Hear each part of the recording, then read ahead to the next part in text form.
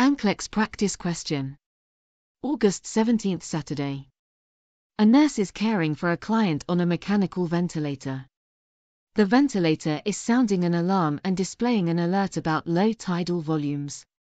The nurse has checked all connections and the endotracheal tube, but the alarm persists and the client's oxygen saturation is dropping. What should the nurse do next? Option 1.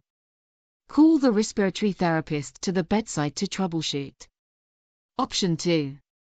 Elevate the head of the bed and apply a non-rebreather mask. Option 3. Increase the oxygen delivery on the ventilator to 100%. Option 4.